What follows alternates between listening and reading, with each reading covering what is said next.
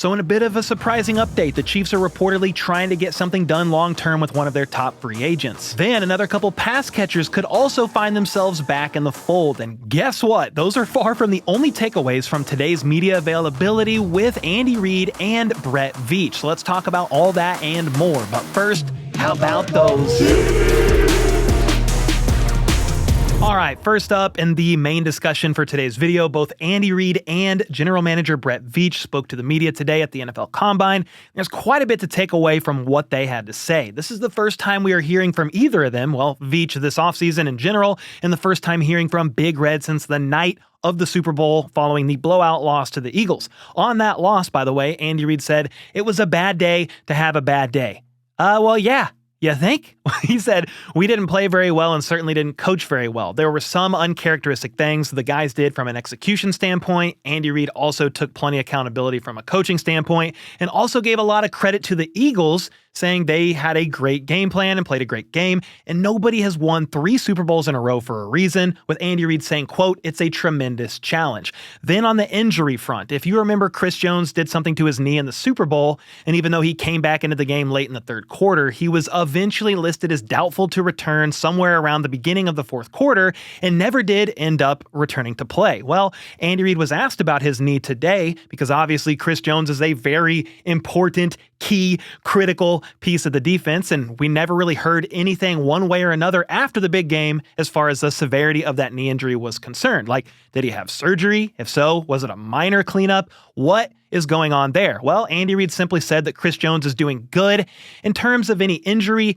or ailment. Well, that's good news to me because I would assume if any sort of minor knee surgery happened, Andy would have said so. It just means that there's no concern in theory for Chris Jones missing OTAs, training camp, or anything like that, which indeed is good news because he has a huge cap hit and again is the key piece of the defense. Some people are like, well, who cares if that's good injury news for Chris Jones right now because he's got 7 months to get healthy regardless. Well, if it was an ACL or something a little bit more drastic, I feel like we would have known that, obviously, but if it was something more drastic, that could affect the beginning of his season. Anyway, good news there. Brett Veach also then shared they are blessed to have their quarterback in Patrick Mahomes. You're not like a team that has to worry about that and fill that need, so they are blessed in that regard, but now you just got to continue surrounding him with the right pieces in a creative way. The reason why you have to be creative is because when you have the success that the Chiefs have had, you draft late in the rounds, and then again, several players on the roster have some pretty large cap hits. The trenches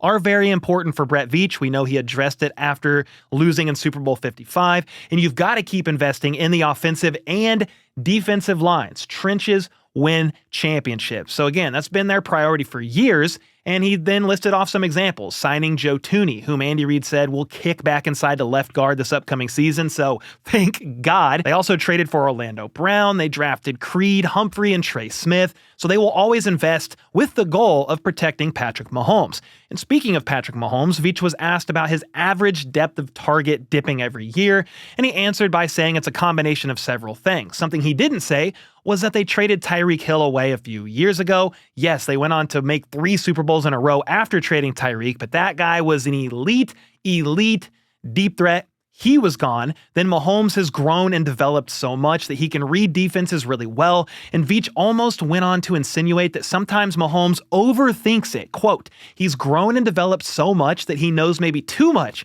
at this point. He's seeing things that maybe defenses don't even do now because he's that far advanced," and I'm not really sure how exactly to take that answer from Brett Veach. Like, is Mahomes assuming something will happen pre-snap that doesn't and overthinks his read progression or maybe changes something up at the line of scrimmage?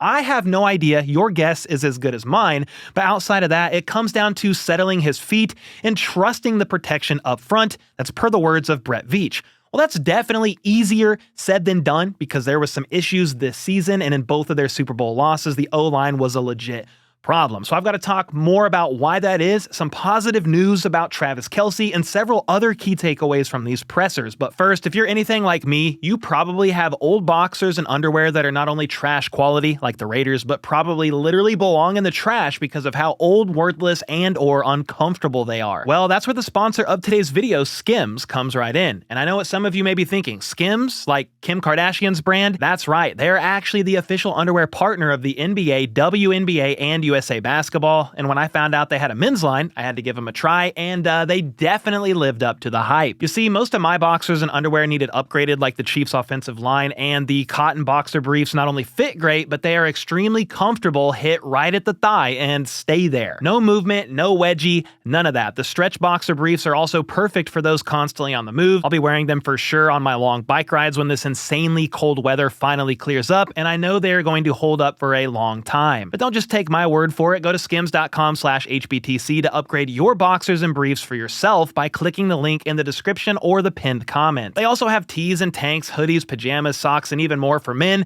as well as women, of course. Then after you place your order, be sure to let them know that I sent you. Select YouTube in the survey and be sure to select my channel in the drop-down menu that follows. All right, so regarding Mahomes and the deep ball, or at least his average depth of target, decreasing every single year, part of the issue there is being able to trust the offensive line, which is what Veach alluded to before the ad break. I mean, last season, Mahomes was knocked down a league-high 77 times, so combine that with the fact that he was sacked a career-high 36 times in the regular season, with his previous high being 28 back in 2021. It's not hard to tell why Patrick is a bit antsy and uneasy back there in the pocket. There are times when the pocket is clean, yet he feels like it isn't, dances out, or rushes his read progression because of that, but then there are times when the pocket is not clean and he hangs onto the ball and gets lit up. Then in the playoffs alone, Mahomes was actually sacked 11 times. And for context on how much that actually was, Mahomes was sacked 3 times in the playoffs in 2022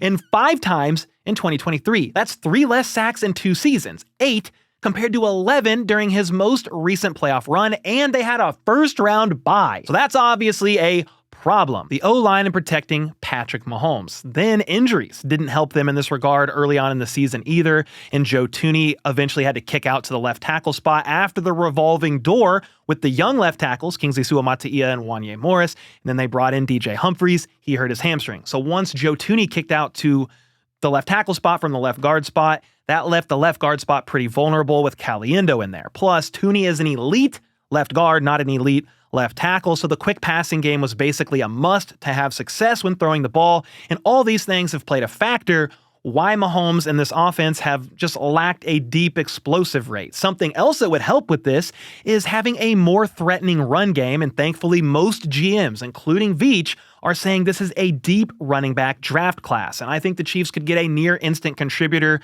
borderline starter via a well-rounded back that can threaten both on the ground and as a receiving back in round 3, 4, or even later. Veach thought Pacheco was a good fit for the team after all, and they got him in the 7th round, which is pretty crazy comparing where they got him in the draft to his overall output and production on this team.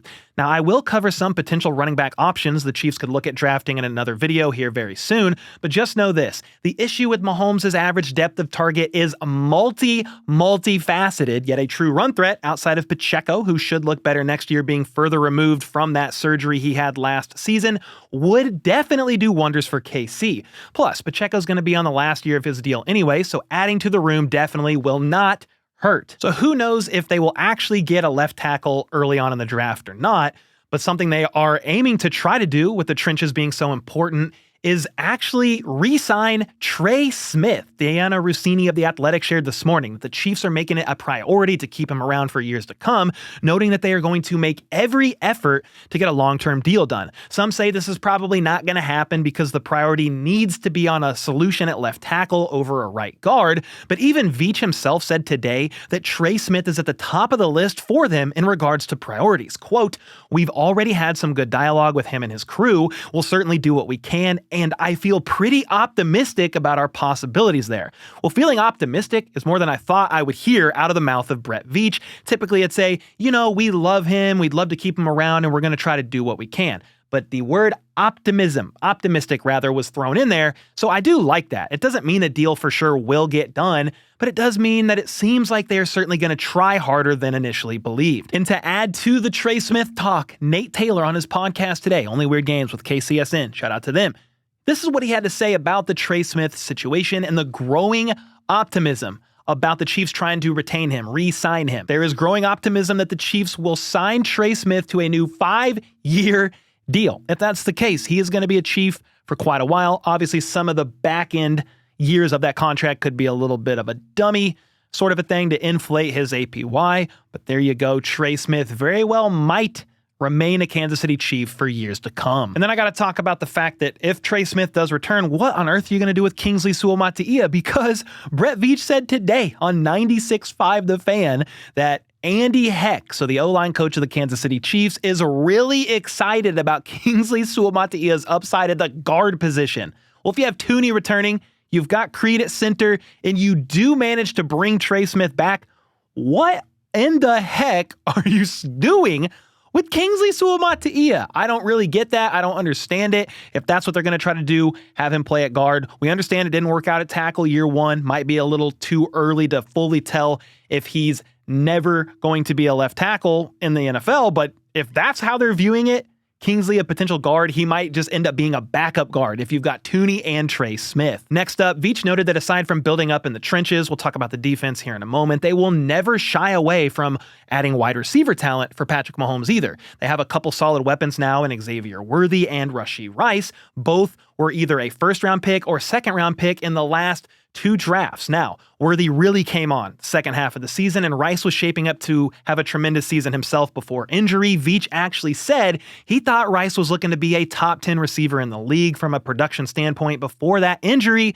and I do agree. That's an incredible 1-2 combo for Patrick Mahomes, with a third potentially being Hollywood Brown. After mentioning Rashee Rice and Xavier Worthy, Veach then added, quote, "And then we'll see if we can get Hollywood Brown back," which means they are definitely interested in at least having him back and continuing the conversation. I think that would be a great get for his value, as his stock didn't really rise last year due to being injured for the majority of the season. So if you have those 3 targets, Worthy, Hollywood, Rice, once Rice gets back from suspension, the return of Travis Kelce seems more realistic because you won't have to depend on him to try and carry this team, or at least the offense, from a target standpoint at the age of 36 years old. Now, on the note of Travis Kelce, Veach said they are operating in their plans as if he is going to return for the 2025 NFL season. Apparently, Kelce had a good convo with Coach Reid at the end of the year, and his intention is to finish out the last year of his contract. There's no deadline they've placed on him or anything like that as far as when he needs to decide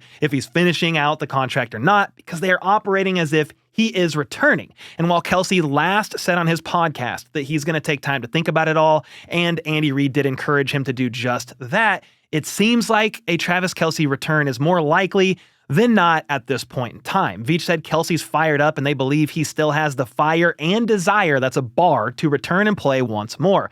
Well, that makes sense. And again, as long as he doesn't need to be the guy Mahomes looks to the majority of the time, I think he can still be a valuable contributor even at the age of 36 years old. And then another thing worth noting about Veach's press conference is that this upcoming draft is deep at the running back position, like I already noted, but he then almost said they're paying even more attention to the depth at the defensive positions in this draft class. In particular, he mentioned cornerback, linebacker, and the D-line. Well, that's pretty convenient because the Chiefs have a need at all 3 positions in some way, shape, or form. Several players along the D-line are slated to be free agents. You've got Turk Wharton, Derek Nottie, Charles Omenihu, to name a few. Then Nick Bolton is obviously one of the top free agents, pending free agents right now, and I don't think it would hurt to try and get another solid cornerback drafted and have in the rotation outside of obviously Trent McDuffie. Sure, Jalen Watson is nice as well, but Brian Cook, Jalen Watson, Najee Johnson, and Joshua Williams are all in the last year of their deals as it is.